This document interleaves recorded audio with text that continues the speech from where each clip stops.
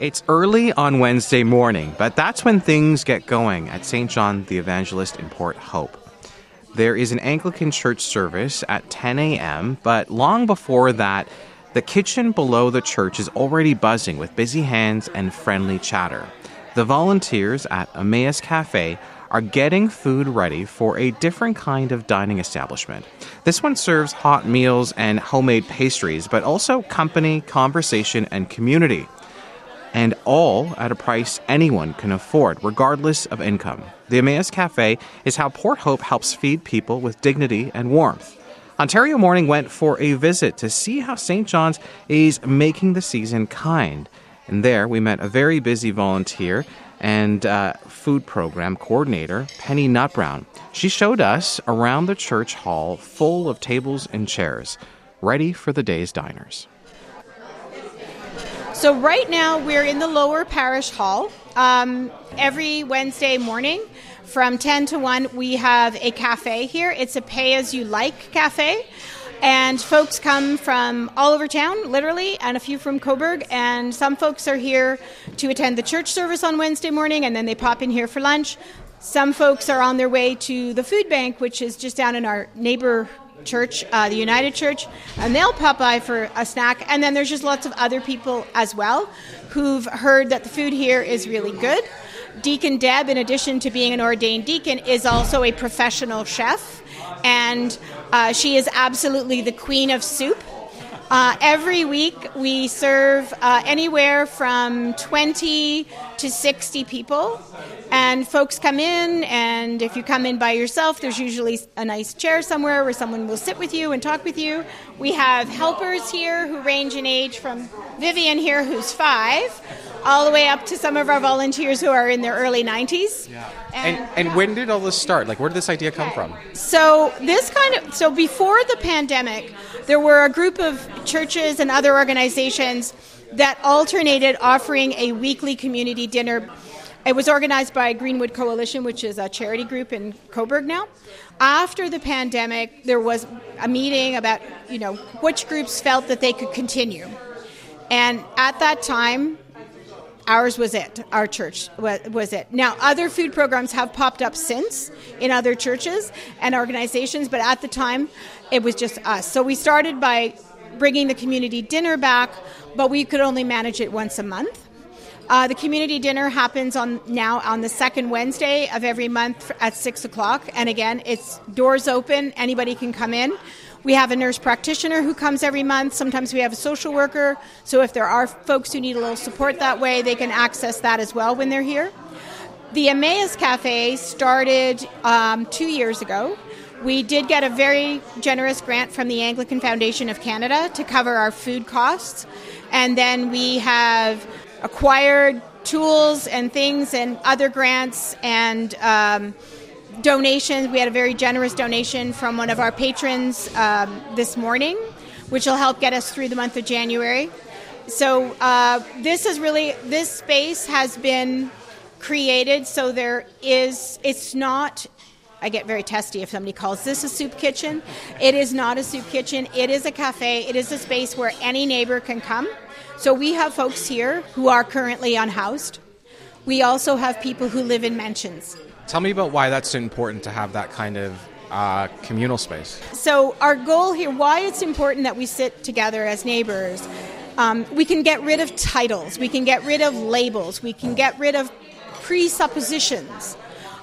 Just to share a little story, early one morning, there were 3 folks in here having breakfast, all of whom were currently living unhoused.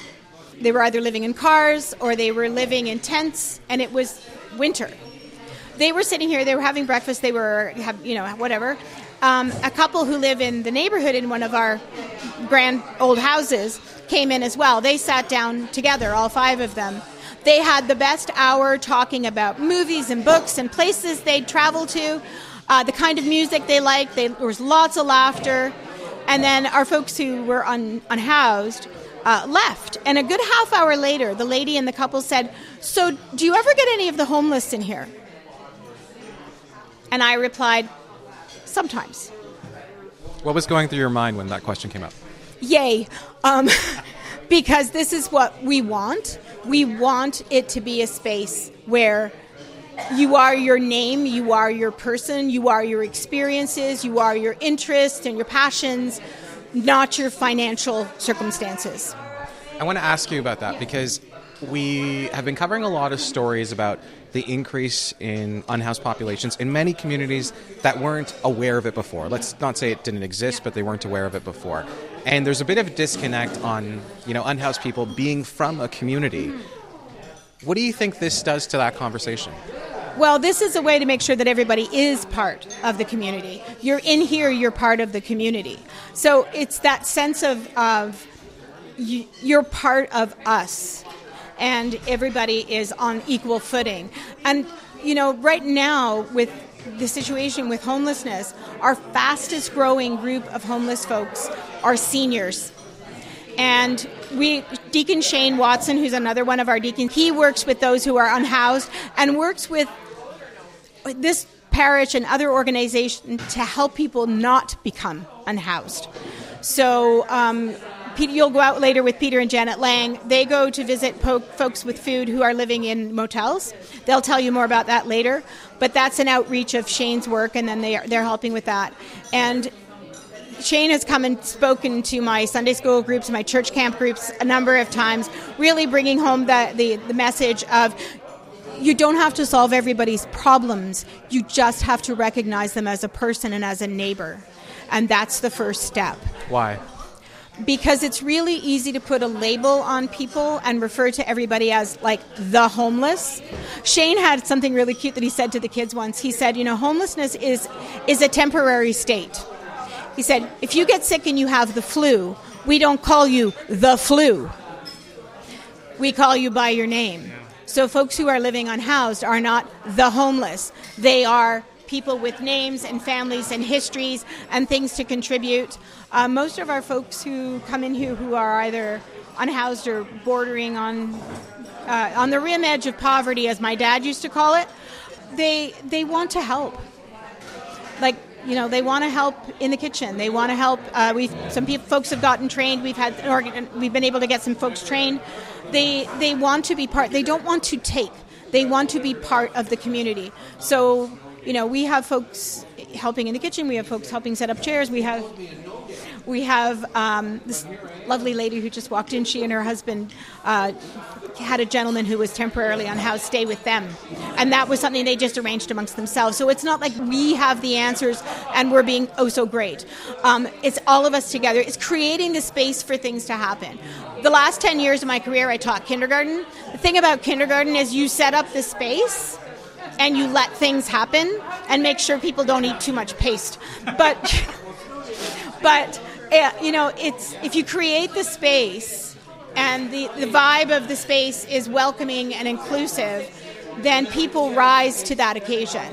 And I think it's changed, for some folks, I think it's changed their perception of their unhoused neighbors. But I think for some of our unhoused neighbors, it's changed their perception of themselves. It's easy to begin to think you are your label. If you're here, you're just, John. And you're John who loves Deacon Deb's great-grandmother's scones, and you want to learn how to make them. And so you come back and you have a lesson with Deb in the kitchen and you learn how to make the scones. And then you talk about your grandmother. And it just, you then reclaim, I guess it's a little bit for the moment, not, I'm not talking big time here, but for the moment you get to reclaim your personal identity as opposed to this collective identity of homeless. That was Penny Nutbrown, coordinator of the volunteer-run kitchen at the Emmaus Café in Port Hope. She and others spend Wednesday mornings preparing food and drink to serve anyone who drops in, regardless of need. Now, the cafe is only one way that the St. John's community is fulfilling its food ministry.